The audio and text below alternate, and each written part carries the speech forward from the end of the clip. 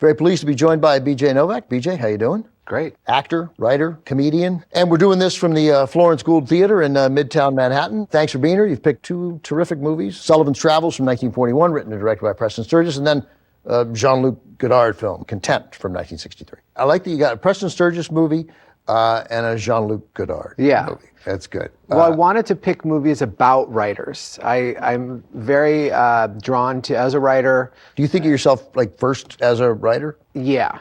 And when I try not to, people are like, you should play a writer.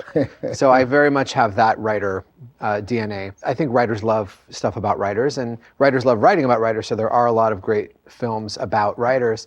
And to me, these are kind of two polar opposites. One is a completely self-deprecating comedy about someone who wants to be a great writer, and one is, on its face, a very lush, gorgeous drama about a writer. But these are two completely different approaches to how to depict a screenwriter. Yeah. All right, so let's start with Sullivan's Travels. That's our first movie. So there's not a time that I see Sullivan's Travels that I'm not reminded that whenever people ask me what my favorite movies are, I have to start saying Sullivan's Travels. Like, it's pretty perfect. Start to finish, it's not that long. No. It is funny right from the get-go. Yes. Joel McCrea plays the director, John Sullivan. They're screening another one of his movies, an attempt to have a serious movie. I want this picture to be a commentary on modern conditions, stark realism, the problems that confront the average man. But with a little sex. A little, but I don't want to stress it. So what draws you to McCrea's character, this writer, Well, I director, John heard L. about Sullivan? this movie long before I saw it. When I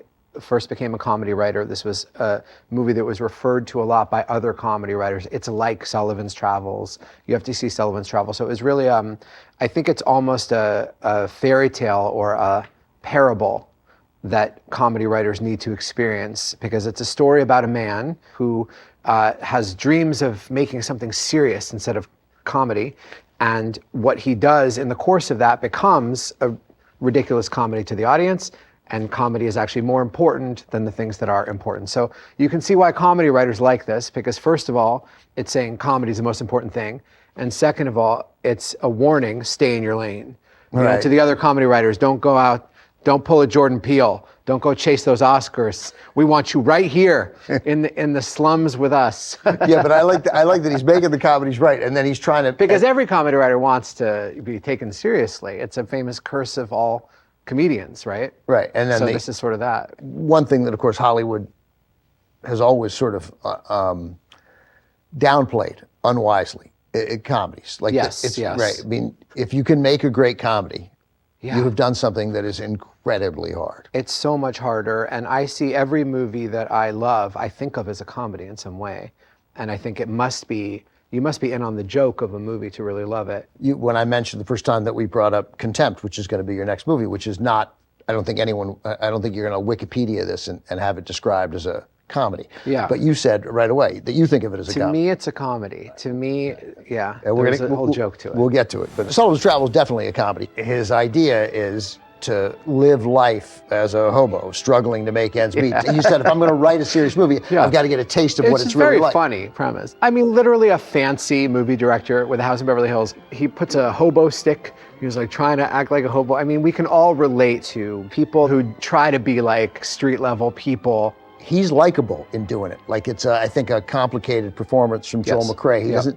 He's not doing it to show off. It comes from a... That's a good point. Comes from an honest place. You never doubt that he has naive but good ambitions. Yeah. You never doubt that. He's not doing it to make money or to win an Oscar, although probably, but he is doing it because he wants to do something important. And so we can make fun of that and also kind of and kind of be like, all right, well, I get where you're coming from. We all want to do something important. And ending up back in Hollywood is how they managed to authentically get Veronica Lake in the movie. And this seems like a movie that in lesser hands would have had Veronica Lake unaware that he was a movie director. And of course, when she first meets him, she is unaware. But pretty quickly, she figures out what's happening and he tells her. She's cool, she's smart. Very smart. And she's funny. And you think of Veronica Lake, or I did anyway, as just sort of an icon of femme fatale beauty and silence.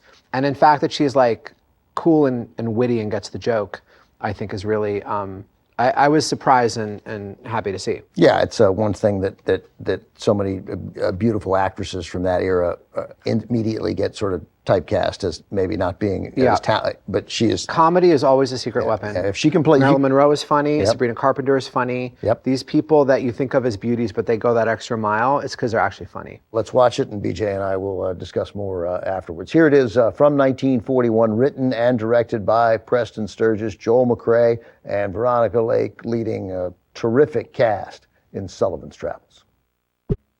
Back with BJ Novak here at the Florence School Theater, Midtown Manhattan. Just saw Sullivan's Travels, written and directed by Preston Sturges. God, there are a lot of funny lines in this movie.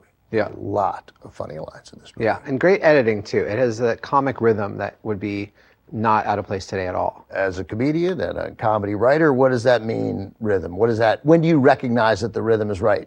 I think when the cut is exactly where you would laugh or turn your attention. Right. When the cut is right on that, that's the editor gets the comic timing. Yeah, this was an incredibly well-paced film, which again suggests that Sturges knew what he was doing, the editor knew what he was doing. And Sturges became a director because it was enraging him to see what he thought his screenplays mangled by other directors. That's what they say about him and Billy Wilder. I think there's two types of writer-directors, they say. There's the writer who wants to protect their script, and there's the director who wants to write for his vision, right? I definitely see myself in that first camp.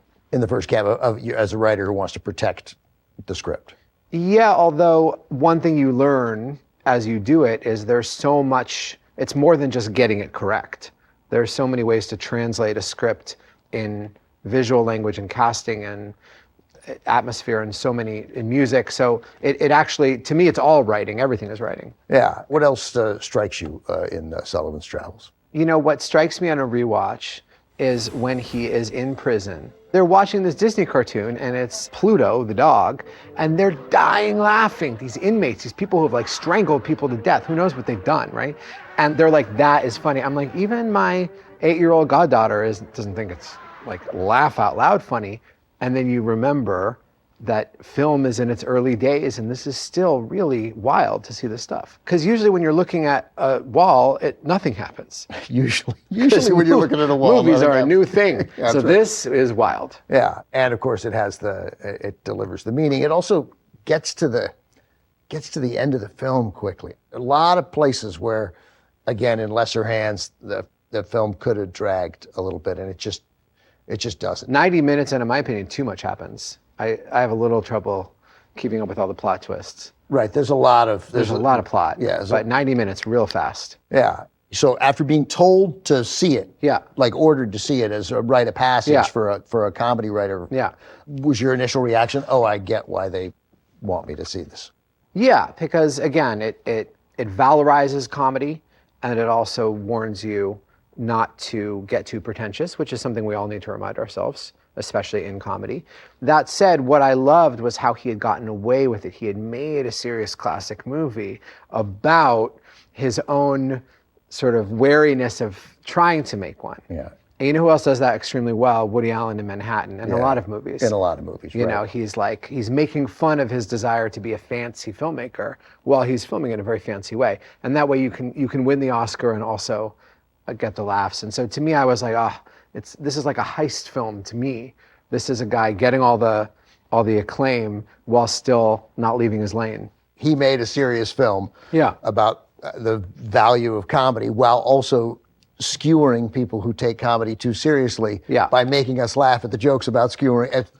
It works on a zillion and then levels. there's this other meta level where all the madcap things that happen to him while he's making the serious movie are like absurd, extreme examples of slapstick. Yes. You know, these car chases where things tumble over and like a lot of falling down and being a hobo and messes. It's not just a smart drawing room comedy. It's like a wacky comedy. Yeah, and so again, we talked about it in the beginning, but remind people what connected you to the film we have next, Jean-Luc Godard's Well, this Contempt. is a movie about the comedic failures of the ambition of the comedic screenwriter.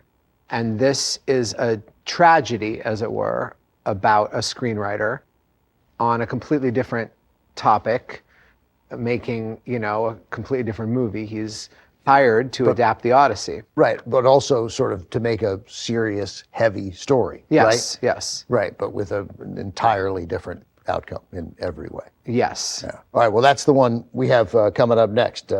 BJ, thanks. So stick around. From 1963, Contempt from director Jean-Luc Godard with Brigitte Bardot is next on TCM. Next on TCM, Contempt, then Stolen Face, and later, Night Moves. TCM keeps you in the dark tonight.